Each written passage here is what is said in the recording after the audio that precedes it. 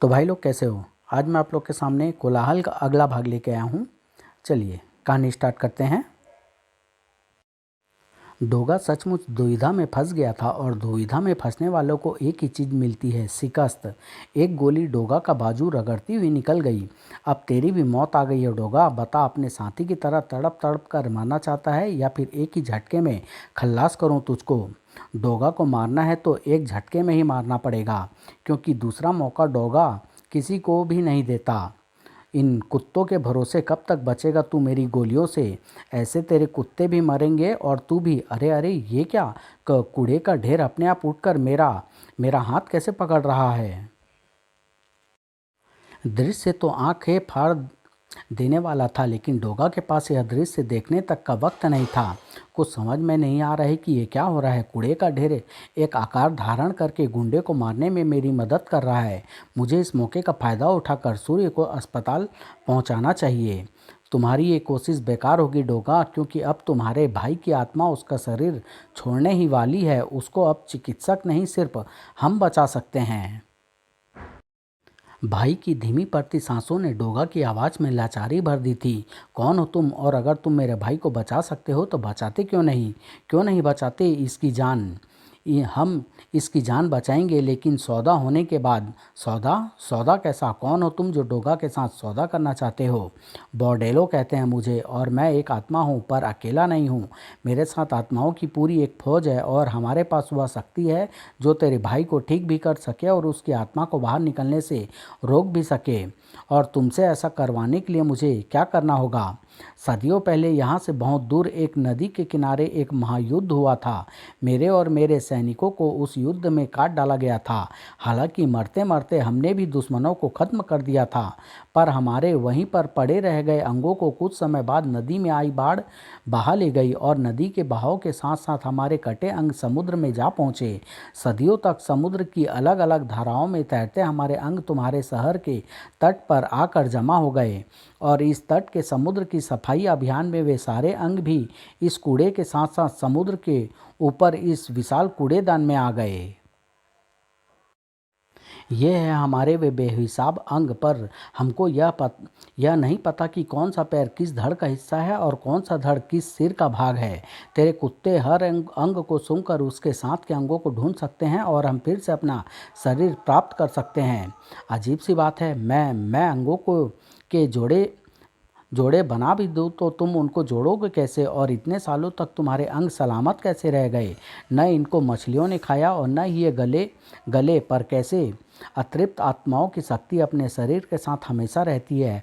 हमारे शरीर को गलाना या पचा पाना बहुत मुश्किल है, और अगर इनको जलाकर भी नष्ट करने की कोशिश की जाए तो हम शरीर के एक कण को ढूंढकर उससे अपने पूरे शरीर का निर्माण कर सकते हैं। अब जल्दी सोच, सौदा मंजूर तुझे तुझे मंजूर है या नहीं। हमारे शरीर हमको दे दे और अपने भाई के शरीर को जिंदा कर ले। मंजूर है मुझे तुम्हारा सौदा। भाई को जिंदा करने के लिए डोगा सब कुछ करेगा। अपनी आत्मा गिरवी रख कर भी भाई की आत्मा बचानी पड़ी तो बचाएगा डोगा। दोस्तों जाओ, ढूंढो इस ढेर में से अंगों को और बनाओ उसके जोड़े। और मुंबई से सैकड़ों किलोमीटर दूर हवाई द्वीप में स्थित एक ज्वालामुखी के पास, इस ज्वालामुखी के रास्ते से हम पृथ्वी के गर्भ में स्थित लावे तक पहुंच जाएंगे परमाणु। और पृथ्वी के गर्भ में लावे के सागर तक पहुंचने के बाद मैं उस लावे की धारा का पता करूंगी जिसमें ड्रैकुला का शरीर तैर रहा है। वह मुझे किसी जीवित वस्तु का आभास मिल रहा है, और इस खोलते लावे में जीवित वस्तु एक ही हो सकती है, ड्रैकुला का शरीर। वह रहा ड्रैकुला का शरीर। अब बस हमको इसे लेकर यहाँ से बाहर निकल जाना है। यह तो आसान सा काम था। थैंक गॉड हमको लावे में घुसे 15 मिनट हो चुके हैं। मेरा सूट सिर्फ 15 मिनट और यह गर्मी सह सकता है। फटाफट ड्रैकुला को पकड़ो और बाहर निकलो। इसको पकड़ना आसान नहीं है परमाणु, क्योंकि ये बार बार नष्ट होकर गायब हो रहा है। इसको मुझे शक्तिपुंज के अंदर बंद करना होगा। लावे से संपर्क टूटते ही ड्रैकुला का शरीर फिर से बनता जा रहा है। लेकिन अब हम क्या करेंगे? ड्रैकुला की आत्मा को उसका शरीर सौंपकर तो हम एक नई मुसीबत पैदा कर देंगे। उसका तरीका मैंने खोज लिया है। ड्रैकुला को उसका शरीर सौंपने से पहले मैं इस शरीर में हलाहल विष की एक बूंद डाल दूंगी। जब तक हलाहल इस शरीर के अंदर रहेगा तब तक यह शरीर आत्मा में घुसने के बाद भी जीवित नहीं हो पाएगा। ओह, क्या क्या हुआ परमाणु? पता नहीं सकती, मुझे लगता है कि मेरे यंत्रों में कुछ खराबी पैदा हो रही है। मैं भी ड्रैकुला का शरीर लेकर बाहर नहीं निकल पा रही हूँ। कोई अवरोध मुझे रोक रहा है। हे ईश्वर, अब मैं समझी, ये तो एक बड़ी मुसीबत है परमाणु। ड्रैकुला के साथ साथ हम भी इस वक्त प्लाज्मा के पेट में हैं और यहाँ से बाहर निकल पाना लगभग असंभव है। ये प्लाज्मा क्या भला होती है शक्ति? किसी भी पदार्थ को गर्म करने पर वह ठोस रूप से पहले तरल रूप में बदलता है और फिर गैस के रूप में। लेकिन अगर तापमान को बढ़ाते रहा जाए तो पदार्थ एक चौथी अवस्था में पहुंच जाता है। उसको प्लाज्मा कहते हैं। खैर, यह तो तुम खुद भी जानते होगे, यह प्राणी उसी प्लाज्मा से बना हुआ है। चुंबकीय तरंगों में तैरते पदार्थ के कणों से बना हुआ एक प्राणी। और ड्रैकुला के साथ साथ हमारे जैसे शरीर भी इसको युगों बाद पचाने को मिले हैं। यह हमको आसानी से जाने नहीं देगा। ओह, इसकी चुंबकीय तरंगे मेरी पोशाक के यंत्रों को खराब कर रही है। मैं तो इसके पचाने से पहले ही राख बन जाऊंगा। शक्ति, कुछ करो जल्दी। इसी वक्त महानगर में, ओह ध्रुव, तुम कहाँ रह गए थे? मैं तुमको ढूंढ रही थी। तुम होश में आ गई लॉरी, लेकिन तुम नागराज और कालदूत की मदद क्यों नहीं कर रही हो? क्योंकि मैं मुंबई में एक और बड़े खतरे का आभास पा रही हूँ। ड्रैकुला जितना खतरनाक ही एक और प्रेत कई अन्य प्रेतों के साथ मुंबई में कोई खतरनाक खेल खेल रहा है। मुझे यहाँ मदद करने के बजाय वहाँ पर जाना होगा। ओह, कुछ समझ में नहीं आ रहा है कि ये क्या हो रहा है। पहले मैं इस नाग को ख़त्म करने में नागराज की मदद करूँगा, फिर इस बारे में कुछ सोचूंगा। सोचने का समय नहीं है। वो खतरा शायद ड्रैकुला से भी बड़ा है। तुमको मेरे साथ चलना ही पड़ेगा। फिलहाल मैं ऐसा नहीं कर सकता लॉरी, मुझे यहाँ रहना है। तुम यहाँ पर भी रहोगे और मेरे साथ भी चलोगे। कैसे? यह मुझ पर छोड़ दो। लॉरी डोगा से भिड़ने के लिए जा रही थी और वहीं पर नासुकी को नष्ट करने के तरीके तलाशे जा रहे थे। नागराज, इसका शरीर मृत है और इसकी आत्मा अपने शरीर में और शरीर से नाता टूटने के बाद भी घुसी हुई है। इसलिए इसकी आत्मा को इसके शरीर से निकालना कोई मुश्किल काम नहीं है। मुश्किल काम है उस आत्मा को कैद करके इस नाग शरीर में वापस जाने से रोकना। और आत्मा को निकालने और इसको कैद करने जैसे दो काम मैं एक साथ नहीं कर सकता।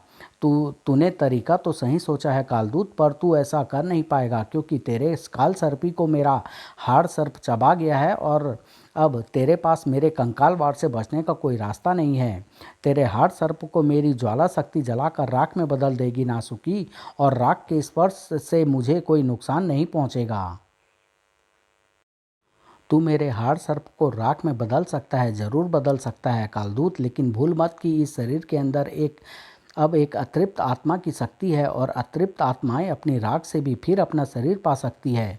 राख हो चुका हाड़ सर्प फिर से अपना रूप धारण कर रहा था और अब उसका फन कालदूत से थोड़ी दूरी पर था, लेकिन हाड़ सर्प कालदूत तक नहीं पहुंच पाया। ये कैसे हुआ?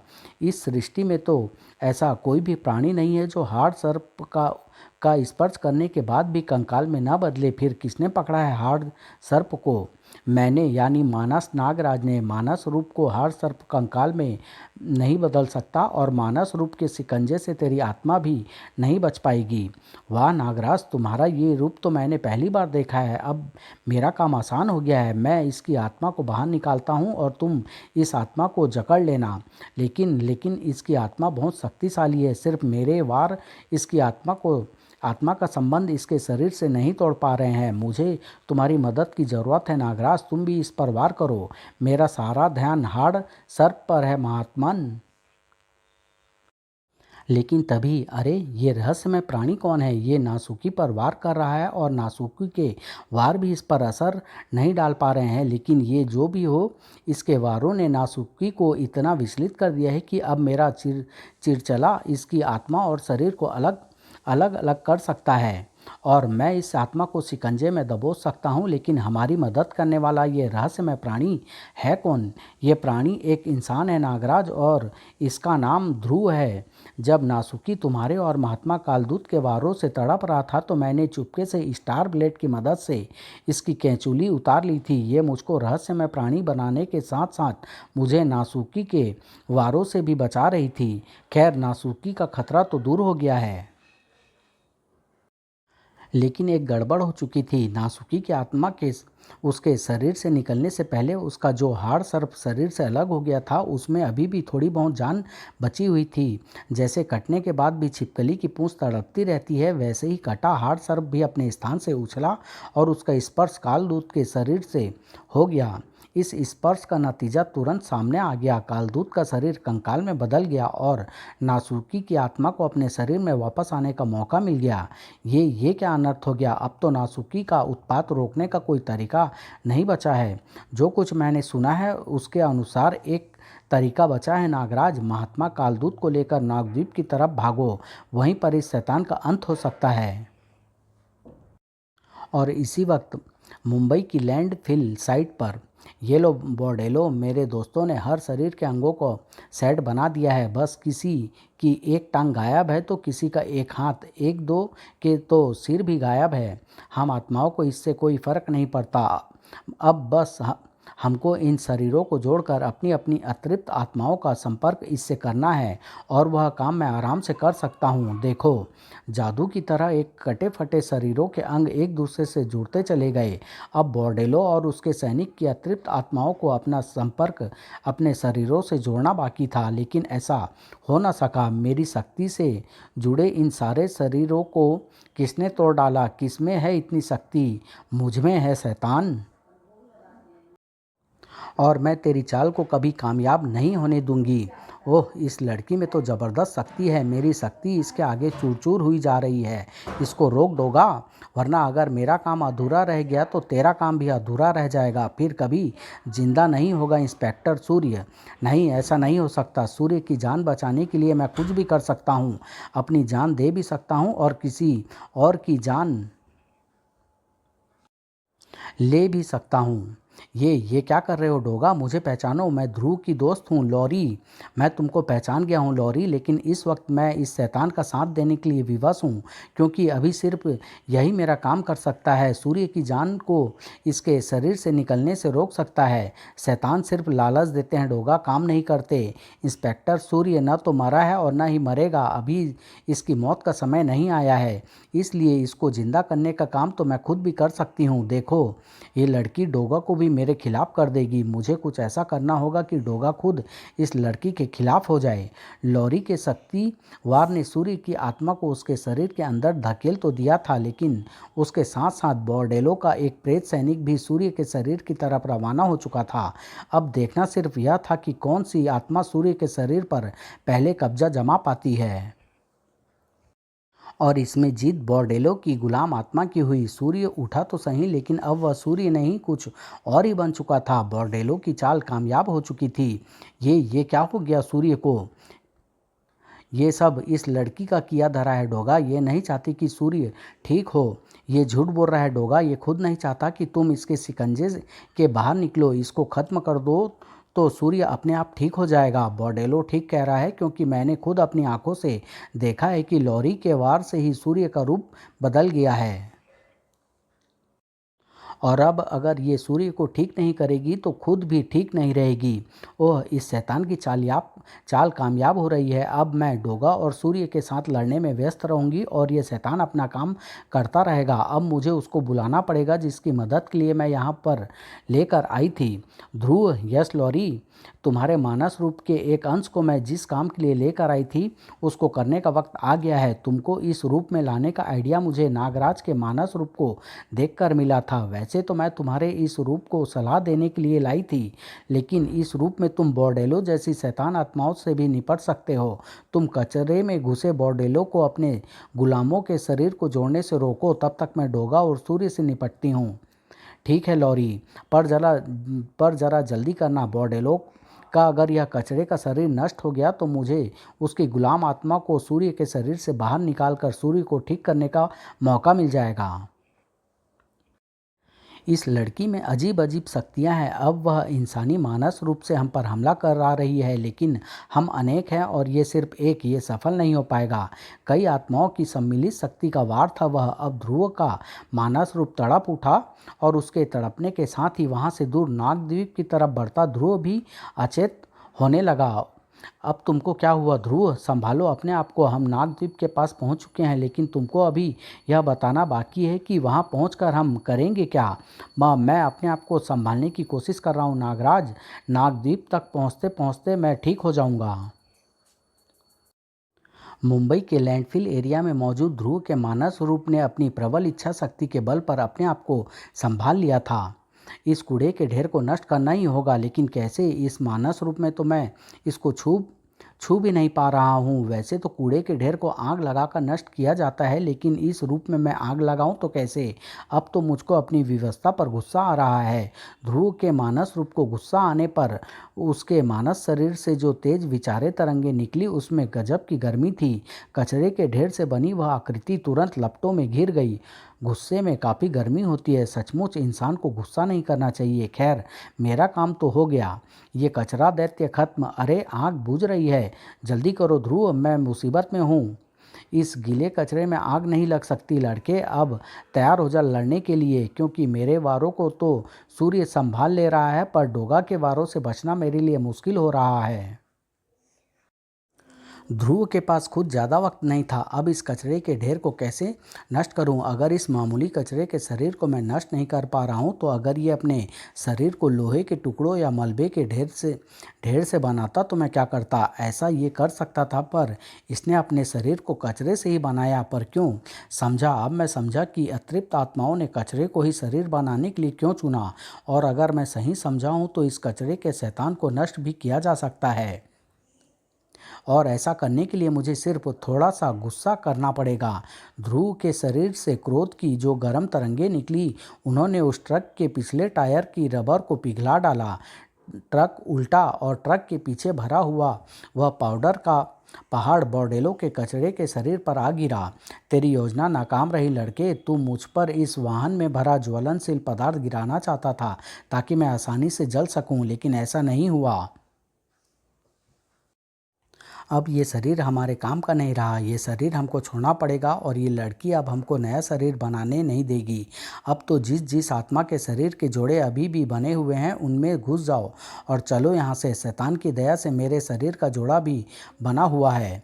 ये चमत्कार कैसे हो गया ध्रुव? ये शैतान कचरे का शरीर छोड़कर भाग कैसे खड़े हुए? और इसके साथ साथ सूर्य के शरीर में घुसा हुआ गुलाम शैतान भी निकल रहा है। तुमने ये किया कैसे?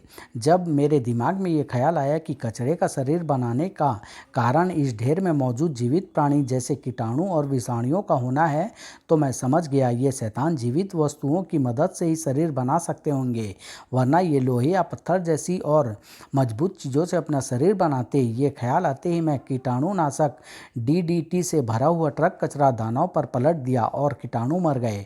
अब कचरे के ढेर में जब जिंदा चीज़ रही ही नहीं, तो शैतानों के लिए वह शरीर भी बेकार हो गया। इसके बारे लेकिन मुसीबत खत्म होने की बजाय और बढ़ गई है। बॉर्डेलो को अपना शरीर मिल गया है। अब वह और शक्तिशाली हो जाएगा और न जाने कैसी आफत ढाएगा। इसके बारे में भी सोचेंगे लॉरी, लेकिन अभी मुझको अपने दिमाग में वापस जाना है। तुम किससे बात कर रही हो लॉरी? अपने प्रेत मित्रों से? नहीं, ध्रुव से। ध्रुव? वो तो मुझे कहीं नज़र नहीं आ रहा है। वह इसलिए क्योंकि वह अपने मानस रूप में है, बल्कि था, अब वह चला गया है।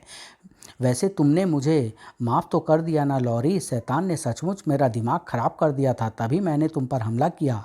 अब छोड़ो इन बातों को डोगा, और मुझे ये बताओ कि मैं बॉर्डेलो की योजना को कैसे नष्ट करूं।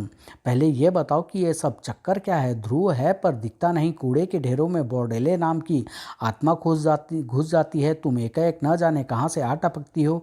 ये सब क्या हो रहा है? मैं टपकी नहीं, साधना शक्ति की मदद से महानगर से मुंबई आई थी। बॉर्डेलो कोयलों की शैतान आत्माओं की टोली का आभास पाकर। सुनो, मैं तुमको पूरा किस्सा सुनाती हूँ। लोरी का किस्सा शुरू हो रहा था और ध्रुव तथा नागराज का किस्सा खत्म होने वाला था। हम नागद्वीप पहुँच चुके हैं। ध्रुव, पूरे नागद्वीप को नासुकी का सामना करने के लिए बुला लो। नागराज नागराज को किसी को भी बुलाने की आवश्यकता नहीं पड़ी। कंकाल कालदूत और उस विचित्र सर्प नासुकी को देखकर वैसे भी पूरा नागद्वीप अपने अस्त्रों शस्त्रों सहित तट पर आ धमका था। अच्छा ख्याल है तुम्हारा ध्रुव। अगर पूरा नागद्वीप एक साथ नासुकी पर हमला करेगा तो शायद हम इस पर विजय पा सके। हमला करो। नहीं नागराज, इस मुसीबत का हल युद्ध नहीं है। युद्ध नहीं, शांति है। सबको कहो कि अपने अपने हथियार डाल दें और नागद्वीप का सम्राट होने के नाते तुम नागद्वीप का सिंहासन नासुकी के हवाले कर दो। ये क्या कह रहे हो ध्रुव? और मैं चाहूँ तो भी ऐसा नहीं कर सकता। मैं नाम का सम्राट हूँ, कार्यकारी शासक तो विसर्पी है। तो तुम ऐसा करो विसर्पी, लेकिन उसके लिए मुझे राजदंड को इसके हाथों में सौंपना पड़ेगा और एक बार राजदंड इसके हाथों में जाने के बाद यह हमारी किस्मत का मालिक बन जाएगा। तुम्हारी योजना खतरनाक है ध्रुव। यही एकमात्र तरीका है विसर्पी। मुझ पर भरोसा रखो और जाकर राजदंड लाओ। पर ये कौन और इसको मैं शासक क्यों बनाऊं? पर ये है कौन और इसको मैं शासक क्यों बनाऊं? ये तुम्हारे नागद्वीप का सदियों पुराना दुश्मन है विसर्पी, और अगर तुमने खुद इसको शासक नहीं बनाया तो ये नागद्वीप का विनाश कर देगा। और इसको रोकने के लिए इस बार महात्मा कालदूत भी मौजूद नहीं है। लेकिन राजदंड इसके हाथों में सौंप कर होगा क्या, ये तुम खुद ही देख लेना। पहले जल्दी जाओ और राजदंड लेकर आओ। ठीक है। नासुकी इस पुरानी जगह को पहचान गया था और यहाँ पर विनाश फैलाने की उसकी इच्छा फिर से जोर मारने लगी थी। अब मैं वह काम पूरा करूँगा जो सदियों पहले अधूरा छूट गया था। उसकी आवश्यकता नहीं है नासुकी। ये राजकुमारी विसर्पी नागद्वीप की कार्यकारी शासक, इस राजदंड के माध्यम से नागद्वीप का शासन तुम्हारे हवाले करती हूँ। ये चमत्कार कैसे हो गया? क्या ये मुझसे इतना डर गए हैं कि बिना किसी प्रतिरोध के राज्य मुझको सौंप रहे हैं? खैर, मुझे तो अपनी सदियों पुरानी इच्छा पूरी करनी है। लाओ राजदंड मुझे दो। मैं नागों का राजा बन गया। नहीं नहीं, सम्राट बन गया। अरे, नासुकी तो मृत होकर नीचे गिर गया है और अब इसका शरीर भी अपने आप नष्ट हो रहा है। ये चमत्कार कैसे हुआ ध्रुव? मैंने अंधेरे में तीर छोड़ा था नागराज, लेकिन वह सही निशाने पर लगा। दरअसल आत्माएं अतृप्त होकर सिर्फ इसलिए घूमती रहती हैं क्योंकि उनकी कोई बड़ी इच्छा अधूरी रह जाती है। नासुकी की इच्छा नागद्वीप पर राज करने की थी जो अधूरी रह गई थी और इसलिए इसकी आत्मा भटक रही थी। अब इसकी वह इच्छा भी पूरी हो गई तो इसकी आत्मा भी आज़ाद हो गई। ग्रेट आइडिया ध्रुव। जितना आसान आइडिया था उतना ही प्रभावकारी भी था। नासुकी के नष्ट होते ही महात्मा कालदूत और सोडांगी तथा शीतनाग कुमार भी सामान्य हो गए। लेकिन अभी हमने सिर्फ एक पड़ाव पार किया है। हमने सिर्फ उस अड़चन को दूर किया है जो हमको महानगर में रोके हुए थी। मुझे पता है ध्रुव, हमको अभी ये पता करना बाकी है कि नासुकी को भेजकर हमको रोकने के पीछे ड्रैकुला का क्या मकसद था।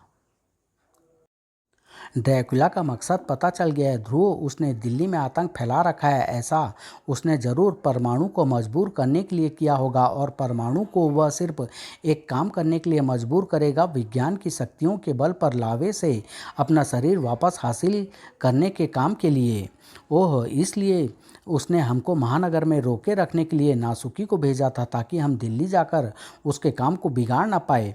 हमको ड्रैकुला का शरीर वापस हासिल करने से रोकना होगा। इस वक्त ड्रैकुला कहाँ है? वह हवाई द्वीप में स्थित एक जीवित ज्वालामुखी की तरफ बढ़ रहा है। मैं डोगो को लेकर वहां जा रही हूं। तुम दोनों भी वहां पर पहुंचो। ड्रैकुला को रोकने के लिए हमको सम्मिलित शक्ति की आवश्यकता है, लेकिन इतनी जल्दी हम वहां पर पहुंचेंगे कैसे? मैं तुमको वहां पर भेजूंगा और पूरी परिस्थिति पर नज़र भी रखूंगा और अगर ज़रूरत पड़ी तो मैं खुद भी वहां पर पहुंच जाऊंगा। ड्रैकुला बेसब्री से अपने शरीर का इंतजार कर रहा था। वे दोनों अब तक आए क्यों नहीं? शायद उनको मेरा शरीर ढूंढने में वक्त लग रहा है। खैर, जो भी हो, देर से ही सही वे आएंगे तो जाएंगे कहाँ? तब तक मैं इंतजार कर लेता हूँ। ड्रैकुला यह नहीं जानता था कि उसका शरीर लावे लाने वाले को अपने शरीर को ही सही सलामत लावे से बाहर लाना मुश्किल हो गया था। मेरा सूट धीरे धीरे गर्म हो रहा है शक्ति, और इसके कोई भी इलेक्ट्रिक यंत्र काम नहीं कर रहे हैं। मैं यहाँ से बाहर निकलने के लिए अपनी किसी भी शक्ति का प्रयोग नहीं कर सकता। मेरे पास सिर्फ ज्वालावार है, और इस प्राणी प्लाज्मा को कमज़ोर करने के बजाय और शक्तिशाली बना देंगे। अब तुमको क्या हुआ शक्ति? मेरे ज्वाला से बने हुए अंग भी गलने शुरू हो गए हैं। प्लाज्मा हमको पचा रहा है परमाणु। मेरा सूट भी गलना शुरू हो गया है। लेकिन लेकिन ऊर्जा खोल, मैं कैट ड्रैकुला का शरीर सुरक्षित है। हम ऊर्जा खोल में सुरक्षित रह सकते हैं शक्ति। ऊर्जा कवच बनाने में काफ़ी शक्ति लगती है, और इसमें काफ़ी ऊर्जा खर्च भी होती है। ऊर्जा कवच के अंदर हम कुछ समय के लिए बच तो सकते हैं, लेकिन बाहर नहीं निकल सकते। और ऐसा करके मैं अपनी सारी ऊर्जा खर्च दूंगी, और फिर हम दोनों को खत्म होने से सिर्फ एक पल लगेगा। अगर हम यहीं गल कर खत्म हो गए तो फिर तुम्हारी ऊर्जा किस काम आएगी शक्ति? तुम ठीक कह रहे हो परमाणु। मैं इस ऊर्जा कवच का आकार बढ़ाती हूँ, शायद इसका दबाव प्लाज्मा का शरीर फाड़ डाले।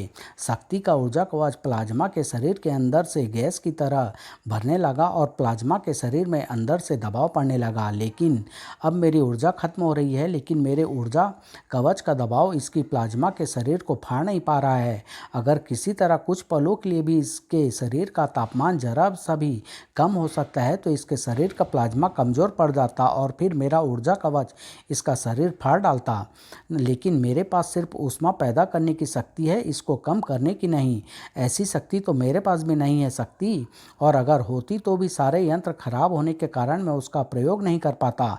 अब तो शायद ऑक्सीजन टैंक की ऑक्सीजन भी खत्म हो रही है, क्योंकि मेरा दम, मैं इसका तापमान कम कर सकता हूँ शक्ति। तुम ऊर्जा कवच का दबाव बढ़ाओ। इस लावे के सागर में तुम तापमान कम कैसे करोगे परमाणु? अपने ऑक्सीजन टैंक की मदद से। जब ये टैंक फटेगा तो कुछ पलों के लिए कूलिंग इफेक्ट पैदा हो जाएगा, लेकिन ऑक्सीजन नष्ट होने के बाद अब मैं सिर्फ तुम्हारे ऊर्जा कवच के कारण जिंदा हूँ, और इसमें सांस लेने लायक ज़्यादा हवा नहीं है। आँख के संपर्क में आते ही ऑक्सीजन टैंक फटा, और उस गैस के संपर्क में आने वाली प्लाज्मा के शरीर की परत ठंडी होने लगी, और प्लाज्मा के शरीर के उस हिस्से की प्लाज्मा सतह के कमज़ोर पड़ते ही शक्ति के ऊर्जा कवच ने उस हिस्से को रबर की झिल्ली की तरह फाड़ डाला।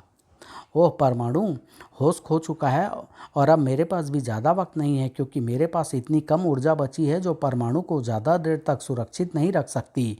मुझे प्रकाश की गति से उड़कर लावे के बाहर निकलना होगा, और परमाणु को ज्वालामुखी के बाहर की स्वच्छ वायु में पहुंचाना होगा।